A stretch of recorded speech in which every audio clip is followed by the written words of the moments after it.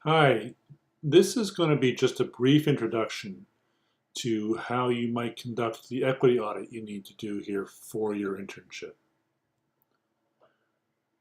We're going to be going over 5 areas here for the project.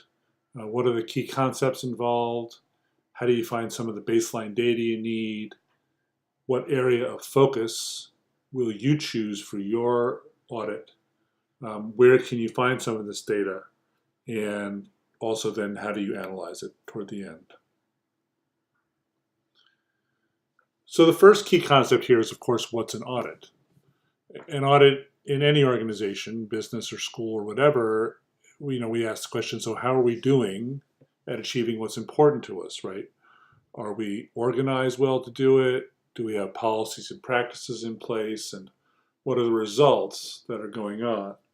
In this case, we're doing an audit around issues of equity. Okay, so what do we mean by equity, right? Equity, you've probably seen this graphic before, is not the same thing as equality, right? So in this one, we have 3 kids trying to watch a baseball game. If they all have the same size box, 2 of them can see it, but 1 can't. But if we redistribute those boxes, same number of boxes, we just give them to the kids as they need it, then everybody can see it, as we see in the second frame of this illustration, right? So in terms of an equity audit, are we providing all the kids we have in our schools with the support and so forth that they need to succeed? Now, how do we know when there might not be equity or when there may be inequity? That leads us to another key concept here, the idea of disproportionality. So when we have disproportionality, that can be an indicator of inequity.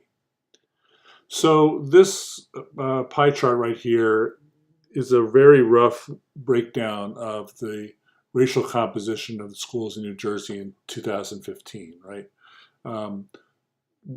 27% of all the students were white, 9% of all students were African American, 12% were Latino, Latina, and other races comprised 53% of the schools. Now, if we look at just a couple of interesting stats from that same year, it indicates to us that there may be some inequities going on, right? So if we look at how kids were identified in terms of their disabilities, students with intellectual disabilities, 28.1% of the kids with intellectual disabilities were white kids.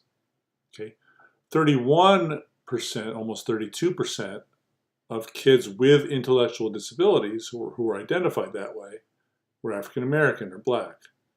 And 35% of kids who are identified as having intellectual disabilities were Latino or Latina, right? Latinx students. So the white kids are pretty well in proportion to the number of white kids overall in the schools. But for some reason, we're not sure why, but it indicates something's going on here.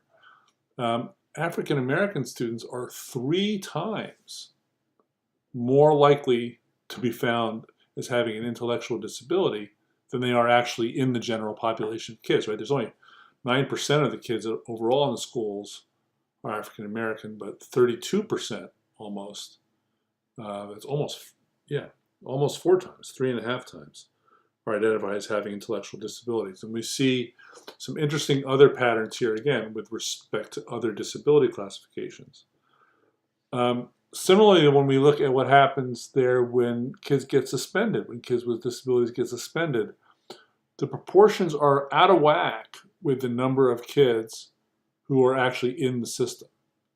So does that give us answers? No. But it gives us some indication that something's going on, and we may want to look further and get more deeply into it. So as we start doing this equity audit in the first place, we want to create for ourselves some version of that original pie chart. We want to set the baseline. Okay, we want to know how many kids do we actually have in this school or district. Now it's up to you whether you want to investigate your whole school, or rather your whole district, or just your school. The unit of analysis is up to you. You can go whichever way you want to. The first section of the audit form that you got from Capper and Young gets at some of that information, right? So we have the general number of students in the district or your school, the number of staff in your school, the number of students in the school. Okay, so if you're only doing your school, you don't need to do the first line, right? You can do just second and third. But also you want to find out how many staff and how many are associated with different student services, special ed, assistants, so forth, okay? And one of the ways that we know a lot about what's going on in our schools is through labeling, right? The ways in which kids are placed into different programs or different categories tells us a lot about what's going on in that school. So this is another important piece of baseline data. And the next 9 questions help walk you through that. And there again, they're on that form. For each of these things, as much as you can, please try to report the data as the total number of students, the fraction of the students. So let's say if there's 1,000 students in your school and 500 of them are boys, then your fraction is 500 out of 1,000. Probably going to be a little less than that, right? Because girls are the slight majority of the population. And then also the percentage for each thing. Now, big question. You may not be able to find all of these categories. You may not be able to find all that information. So what do you do when there's data you can't find?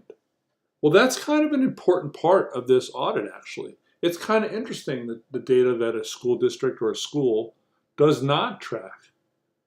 Okay, so what I would encourage you to do here is to be curious. Don't be resigned about it. Don't say, oh, well, we just don't know.